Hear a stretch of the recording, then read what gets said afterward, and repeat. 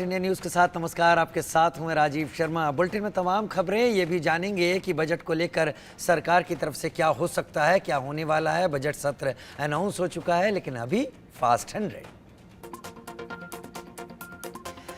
जम्मू कश्मीर के कुलगाम में सेना और आतंकवादियों के बीच मुठभेड़, जिसमें सुरक्षा बलों ने 4 आतंकवादियों को ढेर कर दिया, 2 जवान शहीद।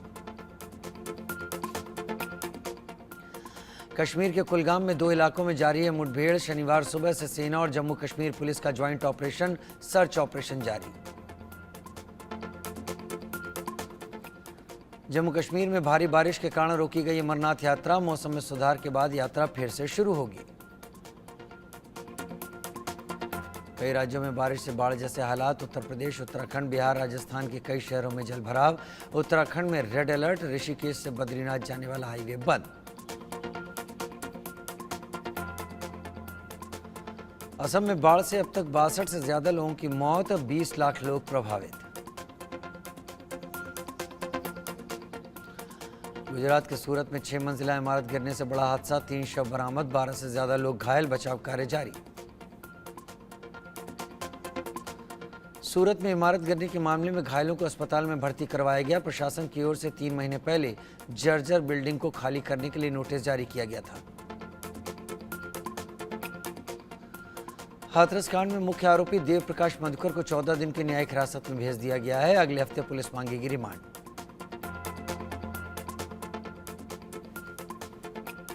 पुलिस देव प्रकाश माथुर की काली कमाई पर शिकंजा कसने की तैयारी में जुटी। इनके ट्रस्ट और संस्थाओं को चंदा या दान देने वालों की बनाई जा रही है लिस्ट। राजनीतिक दलों के संपर्क में भी था मधुकर। नीट यूजी काउंसलिंग अगले आदेश तक स्थगित। शनिवार से शुरू होनी थी काउंसलिंग, जल्द होगा नई तारीखों का ऐलान। 2 साल से अपने विवादित बयान के लिए राजनीतिक पटल से लगभग गायब नूपुर शर्मा ने तोड़ी अपनी चुप्पी। बोली कई मुद्दों पर बोली नूपुर शर्मा। राहुल गांधी के हिंदू हिंसक वाले बयान पर भी नूपुर शर्मा ने किया पलटवार। गाजियाबाद में एक धार्मिक आयोजन के दौरान बोली नूपुर, अगर हिंदू हिंसक होता तो अपने देश में एक हिंदू बेटी को इतने सुरक्षा घेरे में जिंदगी नहीं गुजारनी पड़ती। संसद का बजट सत्र 22 जुलाई से शुरू होगा और 12 अगस्त तक चलेगा। 23 जुलाई को मोदी सरकार अपना बजट पेश करेगी। लगातार 7वीं बार बजट पेश कर रिकॉर्ड बनाएंगी निर्मला सीतारमण। 12 अगस्त तक चलेगा सत्र। इससे पहले वित्त मंत्री निर्मला सीतारमण ने लोकसभा चुनाव से पहले 1 फरवरी को पेश किया था अंतरिम बजट। इस बार बजट में टैक्स में राहत और किसानों पर रह सकता है फोकस। बजट में डिफेंस, रेलवे इंफ्रास्ट्रक्चर और रिन्यूएबल एनर्जी सेक्टर में हो सकती है नई घोषणाएं। आंध्र प्रदेश को मिल सकता है 1 लाख करोड़ का स्पेशल पैकेज। ओडिशा में भगवान जगन्नाथ, बलभद्र और सुभद्रा के 3 रथों, नंदी घोष, दर्पदलन और तालध्वज को पूरी श्री मंदिर के सिंह द्वार लाया गया। जगन्नाथपुरी रथ यात्रा आज से शुरू हो रही है। T20 वर्ल्ड कप जीतने के 1 हफ्ते बाद भारत को जिम्बाब्वे से हार का सामना करना पड़ गया। टीम इंडिया को जिम्बाब्वे ने 5 मैचों की T20 सीरीज के पहले मुकाबले में 13 रन से हरा दिया। डीआरडीओ ने गुजरात के हजीरा में अपने हल्के युद्धक टैंक जोरावर का परीक्षण शुरू कर दिया। जोरावर को LAC के पास चीनी तैनाती के खिलाफ पूर्वी लद्दाख क्षेत्र में भारतीय सेना की आवश्यकताओं को पूरा करने के लिए बनाया गया है। केंद्रीय गृह और सहकारिता मंत्री अमित शाह के गुजरात दौरे का आज दूसरा दिन। अहमदाबाद के नारायणपुरा में आधुनिक मल्टी स्पेशलिटी स्लिम्स हॉस्पिटल का करेंगे उद्घाटन। जम्मू कश्मीर में हुई बीजेपी कार्य समिति की बैठक। पार्टी के राष्ट्रीय अध्यक्ष JP नड्डा हुए शामिल। चुनावी तैयारियों पर चर्चा हुई। अहमदाबाद से बीजेपी पर बरसे राहुल, कहा अयोध्या की तरह गुजरात में बीजेपी को हराएंगे। हमारा ऑफिस तोड़ा, हम उनकी सरकार तोड़ेंगे। राहुल ने अयोध्या को लेकर बीजेपी पर साधा निशाना। बोले सरकार ने तोड़े लोगों के घर और मकान, लेकिन अभी तक नहीं मिला मुआवजा। प्राण प्रतिष्ठा में अयोध्या वासी ही नहीं थे शामिल। राहुल के हमले पर हाथरस दौरे पर बोले केंद्रीय मंत्री अर्जुन राम मेघवाल, इंडी गठबंधन चुनिंदा प्रतिक्रिया देता है। तमिलनाडु में अवैध शराब के कारण जो कुछ हुआ वो उस पर चुप रहे। केंद्रीय मंत्री शिवराज सिंह चौहान ने तमिलनाडु बीजेपी कार्यकारिणी की बैठक में हिस्सा लिया। बोले पीएम मोदी तमिल के गौरव को दुनिया में स्थापित करने का काम कर रहे हैं। दूसरी तरफ इंडी गठबंधन के लोग तमिल संस्कृति का अपमान कर रहे हैं। दिल्ली के मुख्यमंत्री अरविंद केजरीवाल की गिरफ्तारी पर उनकी पत्नी सुनीता केजरीवाल ने एक वीडियो जारी किया। उन्होंने ईडी और एनडीए से सांसद मुंगटा श्रीनिवासन रेड्डी पर गंभीर आरोप लगाते हुए कहा, एमएसआर ने अपने बेटे को बचाने के लिए झूठ बोला। ज्ञानवापी श्रृंगार गौरी केस में सुनवाई टली। 15 जुलाई को होगी अगली सुनवाई। आज होनी थी ज्ञानवापी श्रृंगार गौरी केस में सुनवाई। बसपा प्रमुख मायावती आज चेन्नई जाकर दिवंगत तमिलनाडु बीएसपी अध्यक्ष के आर्मस्ट्रॉन्ग को श्रद्धासुमन अर्पित करेंगी। आर्मस्ट्रॉन्ग के शुक्रवार को उनके घर के पास 6 लोगों ने हत्या कर दी थी। बहुजन समाज पार्टी की तमिलनाडु इकाई के अध्यक्ष के आर्मस्ट्रॉन्ग का पार्थिव शरीर अस्पताल से उनके आवास पर लाया गया। तमिलनाडु में बीएसपी के प्रदेश अध्यक्ष की हत्या पर बोले पुलिस कमिश्नर संदीप राठौर, अब तक 8 लोगों को पकड़ा गया, पूछताछ जारी, मामला सुलझाने में हम नहीं छोड़ेंगे कोई भी कमी। बिहार के शेखपुरा में केंद्रीय मंत्री चिराग पासवान ने सड़क पर तड़प रहे बुजुर्ग को उठाकर अस्पताल में एडमिट करवाया। घटना दयाली बीघा गांव के पास की। रक्षा मंत्री राजनाथ सिंह ने अपनी पत्नी सावित्री सिंह के साथ प्रधानमंत्री नरेंद्र मोदी के एक पेड़ मां के नाम अभियान के तहत अपने आवास पर पौधा लगाया। हाथरस में हुई भगदड़ की घटना के मामले में उत्तर प्रदेश सरकार की गठित 3 सदस्यीय जांच कमेटी ने शुरू कर दी है जांच। 2 जुलाई की भगदड़ में 123 लोगों की गई थी जान।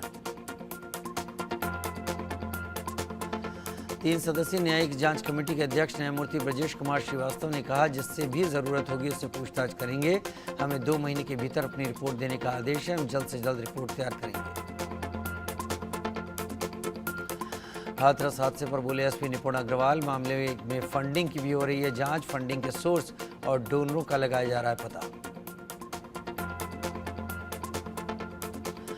अब पटना में बढ़ी शाकाहारी की मुश्किलें। हाथरस हादसा मामले में पटना में मुकदमा दर्ज। पटना सिविल कोर्ट में दर्ज हुआ मुकदमा। संपूर्ण क्रांति के प्रमुख कृष्ण सिंह ने दर्ज करवाया केस। हाथरस हादसे पर श्री राम जन्मभूमि तीर्थ क्षेत्र के मुख्य पुजारी आचार्य सत्येंद्र दास ने कहा, 2 जुलाई को ये घटना के बाद ये बाबा अंडरग्राउंड हो गया, सारी जिम्मेदारी उसी की। ओडिशा के शहर पुरी में आज से भगवान जगन्नाथ जी की रथ यात्रा की शुरुआत होगी। यात्रा आज से 15 जुलाई तक चलेगी। हर साल आषाढ़ महीने के शुक्ल पक्ष की द्वितीय तिथि से शुरू होता है इस रथ यात्रा का आयोजन।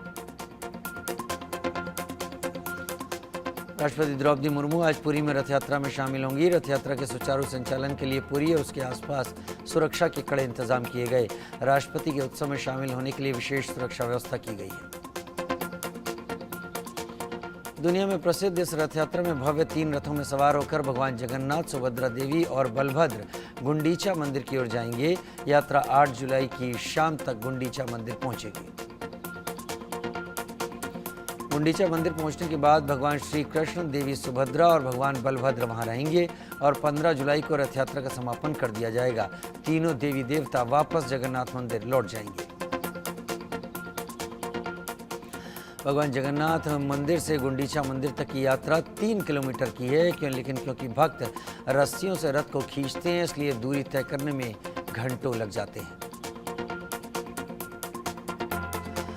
भगवान जगन्नाथ का रथ नंदी घोष या गरुड़ध्वज कहलाता है और रथ पीले या लाल रंग का होता है। बलराम जी के रथ को तालध्वज कहा जाता है और उसका रंग लाल और हरा होता है। देवी सुभद्रा के रथ को दर्पदलन या पद्म रथ कहा जाता है और रथ काले या नीले रंग का होता है। भारी भीड़ को देखते हुए सभी तरह के सुरक्षा उपाय भी किए जाते हैं। बात रथ खींचने की आती है तो ऐसा माना जाता है कि ऐसा करने से लोगों के पाप धुल जाते हैं और उन्हें मोक्ष मिलता है। दूसरी बार लोकसभा अध्यक्ष बनने के बाद राजस्थान के कोटा पहुंचे ओम बिरला का जोरदार स्वागत हुआ। कोटा वासियों ने लोकसभा स्पीकर का फूल मालाओं से स्वागत किया। राजस्थान के बूंदी दौरे पर रहे लोकसभा के स्पीकर ओम बिरला बोले, यहां हम कृषि आधारित उद्योग विकसित करने की कोशिश करेंगे। जिले में पर्यटन की संभावनाओं का भी करेंगे विकास। राजस्थान के मुख्यमंत्री भजनलाल शर्मा ने अजमेर रोड स्थित नए निर्माणाधीन बस टर्मिनल पहुंचकर विकास कार्य की समीक्षा की। उत्तर प्रदेश बीजेपी के प्रदेश अध्यक्ष भूपेंद्र सिंह चौधरी ने Uttar Pradesh BJP core committee की बैठक पर कहा कि पार्टी के आगामी कार्यक्रमों को लेकर बैठक में चर्चा हुई। उपचुनाव को लेकर पार्टी पूरी तरह से तैयार है। उत्तर प्रदेश के मंत्री ए के शर्मा ने कहा कि 2025 में महाकुंभ मेले से पहले श्रद्धालुओं के लिए सड़कों सहित सभी विकास परियोजनाओं पर काम चल रहा है। इसी को लेकर समीक्षा बैठक आयोजित की गई। गोवा के मुख्यमंत्री प्रमोद सावंत ने गोवा चैम्बर ऑफ कॉमर्स की 116वीं आम सभा की बैठक में हिस्सा लिया। उन्होंने गोवा चैम्बर ऑफ कॉमर्स को सरकार की ओर से हर सहयोग का वायदा किया। रायपुर में छत्तीसगढ़ के सीएम विष्णुदेव साय ने की प्रेस कॉन्फ्रेंस। बोले 10 जुलाई को होगी प्रदेश कार्य समिति की बैठक। रायपुर में होगा बैठक का आयोजन। नेता प्रतिपक्ष राहुल के लोकसभा में हिंदू समाज को हिंसक बताने वाले बयान को लेकर गुजरात के अहमदाबाद में हिंदू संगठनों ने जोरदार प्रदर्शन किया। राजस्थान पुलिस को बड़ी कामयाबी हाथ लगी। पुलिस ने रतनपुर बॉर्डर पर 3 लोगों से 70 लाख का सोना और 26 लाख से अधिक का कैश जब्त किया है। 70 लाख का सोना और 26 लाख से ज्यादा कैश बरामद मामला राजस्थान के डूंगरपुर का है। तीनों युवक एक बैग हाथों में लेकर पैदल गुजरात की सीमा में प्रवेश करने की फिराक में थे। पुलिस तीनों से पूछताछ कर रही है। गुजरात के सूरत में एक मिल में भीषण आग लग गई। फायर ब्रिगेड की 18 गाड़ियों ने आग पर काबू पाया। राजस्थान के दौसा में स्कूल में अचानक बेहोश होकर गिरने से छात्र की मौत। छात्र दिल की बीमारी से ग्रसित था। सीसीटीवी फुटेज में कैद हुई घटना। केरल में केएसआरटीसी के कर्मचारियों ने वेतन में देरी के विरोध में तिरुवनंतपुरम में विरोध प्रदर्शन किया। उत्तराखंड में हो रही लगातार बारिश से लैंडस्लाइड का सिलसिला जारी है। बद्रीनाथ हाईवे पर लैंडस्लाइड हुआ, जिससे पहाड़ी का मलबा हाईवे पर आ गया, जिससे घंटों जाम लग गया। उत्तराखंड के जोशीमठ में बारिश से नदी नाले उफान पर हैं। बारिश के चलते जोशीमठ के स्कूल बंद हैं। बारिश होने से तापमान में गिरावट है। उत्तराखंड के मुख्यमंत्री पुष्कर सिंह धामी ने आपदा प्रबंधन के मद्देनजर अधिकारियों के साथ बैठक की। अयोध्या में सरयू नदी का जलस्तर बढ़ गया है। अयोध्या में सरयू का जलस्तर वार्निंग लेवल के पास। 1 जुलाई से 2.29 मीटर बढ़ा जलस्तर। आगामी 24 घंटों में अलर्ट। तेज बारिश के चलते मेरठ में जगह जगह जलभराव। खुले मैनहोल में गिरा बाइक सवार। युवक की जान जाते जाते बची। नगर निगम की लापरवाही आई सामने। बारिश से देश के अंदर और भारत से सटे पड़ोसी देशों में भी आफत है। नेपाल के काठमांडू में भारी बारिश के बाद जलभराव देखा गया। लोग इससे परेशान। राजस्थान के टोंक में भीषण बारिश से बाढ़ जैसे हालात बन गए हैं। मालपुरा कस्बे के एक स्कूल के सभी कमरे जलमग्न हैं। स्कूल में अघोषित रूप से छुट्टी है। ब्रिटेन में सत्ता परिवर्तन हुआ। सत्ताधारी कंजर्वेटिव पार्टी 14 साल बाद लेबर पार्टी से चुनाव हार गई। लेबर पार्टी के 61 साल के कीर स्टारमर देश के 58वें प्रधानमंत्री बने। ब्रिटेन के प्रधानमंत्री सर कीर स्टारमर ने एंजेला रेनर को उप प्रधानमंत्री नियुक्त किया। उन्होंने डेविड लेमी को ब्रिटेन का नया विदेश मंत्री नियुक्त किया। कीर स्टारमर ने अपनी कैबिनेट का गठन कर लिया। उन्होंने ऐतिहासिक कदम उठाते हुए रेचल रीव्स को वित्त मंत्री बनाया। वे इस पद को हासिल करने वाली पहली महिला वित्त मंत्री हैं।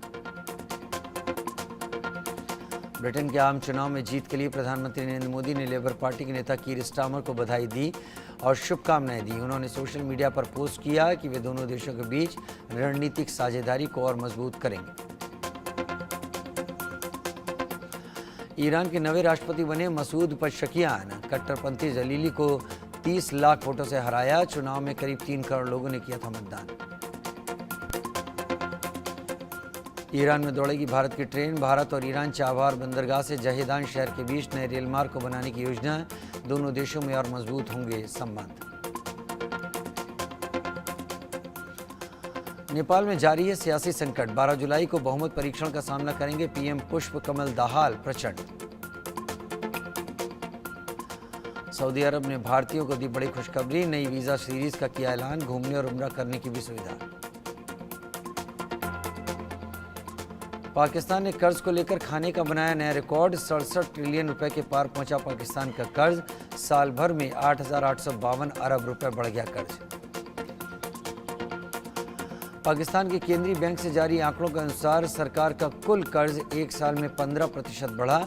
2023 में देश का कुल कर्ज 58,964 अरब रुपए था। अब ये 66,086 अरब रुपए है। पाकिस्तान में इस साल अक्टूबर में होगी शंघाई सहयोग संगठन की बैठक। शहबाज शरीफ ने कहा, मेज़बान होने के नाते सभी सदस्यों को भेजेंगे न्योता। पाकिस्तान की ओर से आए बयान पर भारत ने अब तक नहीं दी कोई प्रतिक्रिया। पाक के राजनयिक टिप्पणीकार कमर चीमा बोले, न्योता मिलने के बावजूद नरेंद्र मोदी के पाकिस्तान आने की उम्मीद नहीं। पाकिस्तान और अफगानिस्तान में फिर जंग जैसे हालात। पाकिस्तानी रक्षा मंत्री ने कही, अफगानिस्तान में सैन्य कार्रवाई के बाद तालिबान ने पाकिस्तान को दी अंजाम भुगतने की धमकी। इस्लामाबाद में पीटीआई की होने वाली रैली रद्द हो गई है। शहबाज सरकार ने इजाज़त नहीं दी। पाकिस्तान के पूर्व प्रधानमंत्री इमरान खान की ओर से जेल में रहते हुए रैली की प्लानिंग की गई थी। सुरक्षा का हवाला देकर शहबाज सरकार ने नहीं दी रैली की इजाज़त। पीटीआई ने इजाज़त नहीं मिलने के बाद भी रैली करने की धमकी दी। बाद में मुहर्रम होने तक रैली पोस्टपोन की बात की। इमरान खान ने पाकिस्तान में नए सिरे से चुनाव कराने की मांग की। बोले, जांच हुई तो मुख्य चुनाव आयुक्त पर चलेगा मुकदमा। पहले हुए चुनाव को बताया धोखा।